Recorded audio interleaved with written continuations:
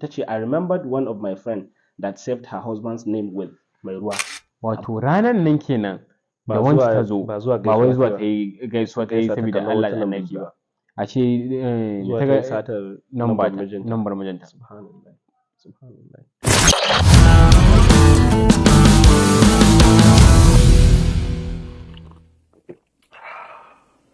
Assalamu alaikum. Labarin da muka kawo muku yau shine labarin wata amarya wadda ƙawarta ta zo mata ziyara. Da ta zo mata ziyara ashe wannan amarya ba wai ziyara ne kawo ta kawai ba, zuwa ta yi satar nambar angon. Sai aka samu mishkila ta ɗauki nambar babar amarya. Danda. Wata cousin ɗinmu ta yi aure sai ƙawarta ta zo suna ta fira. Sai ta ce bari ta yi musu girki. Sai ta je kicin, ƙawar ta ce buɗe min wayarki in kalli hotunan bikinki. Ta tafi ashe namba ta zo ɗauka ita. Ba hotuna ta zo kalla ba. To ana haka ta duba wayar ta sai ta ga an rubuta first love. Da sauran ta ɗauki namba. Ta yi saurin ta ga an rubuta first love, ta yi saurin ta ɗauki namba. Ta yi saving a cikin wayarta. Bayan sun gama cin abinci ta tashi ta tafi. Aka yi sallama. Bayan kwana biyu maman amaryar suka yi waya da amaryar, sai take ba ta labarin ai ga wata namba nan sai turo mata take message ɗin soyayya. Ita amarya dai bata fahimci me maman take nufi ba, kawai dai ta ce ka bai wata soyayya, aka yi ɗan yi dariya aka yi raha aka rabu. Aka wuce. Ana nan bayan kwana biyu sai amarya ta je ta gidansu. Sai babu ta nuna mata. Kalli abubuwan soyayya da ake tura min. Ƙannan amarya tana ta dariya irin mommy ta yi catch. Sai turo mata kalaman soyayya na zo message. Ya mararin zuciyata ya sahibar zuciyata. Ya alƙalamin rayuwata. Ya biredin, ya zumar, ya sukarin. To duk irin waɗannan abubuwa. Masha Allah. Ƙannan amarya sai dariya suke. Suna yi wa mahaifiyarsu dariya. Duban nambar amarya da za ta yi ke da wuya. Sai ta ce wannan nambar kamar ta gane ta. Ita amarya kenan. Da ta ga nambar da ake turo message. Sai wannan nambar kamar na gane ta. Sai ta ɗauki namba. Sai ta gwada a cikin waya. Tana dubawa kuwa sai ta ga sunan ƙawarta ya fito. Subhanallah. Da sunan ƙawarta ya fito sai take mamaki. Wato ranan nan kenan da wancan ta zo ba wai zuwa ta yi gaisuwa ta yi saboda Allah da annabi ba. A ce ta ga satar nambar mijinta. Subhanallah. Ta ce okay ta ɗauka first love ɗin da ta gani mijina ne matsiyaciya. Sai ta mamaki ta ce shegiya. To inda labarin namu ya tsaya kenan. Ka san fa ni abin da na fuskanta da wannan labarin, ka san fa wasu matan suna da issues. Yanzu a matsayinta na ƙawarta, me yana ta na ɗaukar lambar mijinta don Allah. Kuma wai an goma. Ba su daɗe da yin biki ba, ba a daɗe da yin aure ba. Amma har kika iya ɗaukar ƙafa ki je gidan ƙawarki ki ɗauki lambar mijinta a waya. Ita da zumman lambar miji, ka san yanzu wasu matan fa sun waye fa, ba sa rubuta sunan soyayya a lambar mijin saboda sun san halayen ƙawayensu. Wallahi wasu sun waye ba sa rubuta sunan mijinsu. Irin su rubuta irin my love ko a sa irin su kasa ko mai kasa, ka gane irin su miya ɗin nan. Iyayensu suke sa. Yanzu in ka ga wata ta rubuta wani suna mai daɗi, wallahi sunan babanta ne. Kamar yadda na gani ta a comment section na wata ce wai ko akwai wata wadda mijinta wai ko mai ruwa take sa mai a jiki. Za mu karanta ga comment section ne duka yana nan anan. Mace ta mai ruwa. Amma dai ni abin ya ban mamaki. So dan Allah in kina ɗaya daga cikin ƙawar da kike zuwa gidan ƙawarki domin ki ɗauki nambar mijin ƙawarki, wannan abin bai dace ba gaskiya. Abin nan in kika lura ko kuka lura abu ne wanda bai ma dace ba, bai ma yi balance ba, abin bai da kyau. Kwata-kwata bai da kyau. Babu technology. Ina technology a wannan ya za a yi ki ke ma ki yi haƙuri, Allah zai kawo miki mijin da zaki aure. Ba wani abin tashin hankali bane. Amma ina ruwanki na ɗaukar bai ma dace ba. Ta ma bari a ce kuma ga su da kishin tsiya, ka san su da kishi. In ita aka yi wa.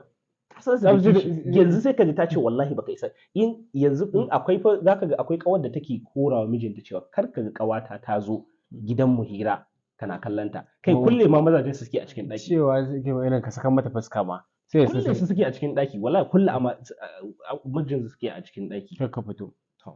Yanzu jama'a bari mu karanta muku a me mutane ra'ayoyin mutane me suka ce a comment section. So bari mu fara da wata Fa'izatu. To ita dai Fa'izatu cewa ta yi algunguma kawai ta wuce, sai wata Farida Mafara ta ce yar tselan uwa har da zagi kenan. Shi kuma ga wani jema shi namiji ne ma wannan ya ce ta dai bincika da kyau, I think tana ko kuma ta taɓa soyayya da mijinta, saboda wani ɗan daudu da ya san mata sosai once told me that a lady can't just wake up and start sending love message to a complete stranger. Kaji wani shaɗa wai ɗan daudu. Wai ɗan daudu da ya san mata wai ya faɗa mai. Wai ya san mata. Kuma ya rasa ma. Ko shi ne ɗan daudun ne? Ni ba abin da nake tunani, anya shi ma ba ɗan daudun ba ne. Duka alamu. To me kawo namiji ya comment irin wannan na normal namiji zai tsaya ma magana ɗan daudu dai. To Allah dai mu sani. To bari mu je gaba. Ga wata ita kuma ga wani Sadiq Joda shi ma ya ce wato irin wannan halin ba kyau ita ta yi. Ina karantawa ina jin kunya. Ya za ta yi yanzu tunda an kama ta idan ta nake so in gani abin. Wannan mugu ne. Sai yake ga idan kawar tunda an kama ta kasan kuma dole za a kira ta. Ai magana da yanzu an kawar fa ta ji muna karanta wani labarin wani yarra ta ji ba daɗi. Idan labari na har ya je nan har ya zo teburin mai shayi. Teburin mai shayin gaske. Ai ku zauna nan za mu ci gaba da kawo muku labarurrukan da ba ku sani ba wanda ake ta faɗa na duniya gaba ɗaya. So ga wata shi kuma ko namiji ne ko mace ban sani ba tifari ne. To su mama an sha I love you. Wujiga. Ta ji kalamai. Ga wata ita kuma spicy bite ta ce lesson of the day, stop giving your phone to friends. Wanda ya ji ita ma wannan magana ta yi mai kyau. Lesson of the day, do not give your phones to your friends. Kuma menene? Ai in kawai ki ta zo gidanki da zummar hira kar ma ki bata wayarki. Ita ma ta rike wayarta in dai hoton bikin nan ne akwai album da ake a dauko album a duba a gani. Bude man tura miki. Shikenan bude in tura miki. Ko in turo miki ta WhatsApp. Shikenan. Ga wata kuma this is Mary ta ce an zo a ci banza bata samu ba sai a tashi a kai gida tunda banza bata samu ba mijin bai samu ba. To bari mu je ga wani which is long, ga wani nan Dear Zara sunanta kenan wanda ta yi comment ta ce I remembered one of my friend that saved her husband's name with mai ruwa. Da abin da kake magana. Shi ne na gani mai ruwa. Ta yi saving number mijinta da mai ruwa. To shi fiye ta ke sayarwa ko ita ka sani ne. Wai mai ruwa. Ko kuma duk camouflage ne saboda ta san kaga tunda ta yi wannan ta san suwaye kawayenta. Confirm ta san suwaye kawayenta. I was in her house and mai ruwa kept calling. Nace mata kamar masu ruwanku sun zo fa. Ta ce ya zo kenan. Kaga mata ta ɓoye mata irin kaga ita ma inda ta bari kila dai ban sani ba amma dai tunda ta sa ta yi nemin mijinta da wannan sunan mai ruwa wallahi ta san halin kawayenta. Ko kuma irin hakan ta taɓa faruwa ita.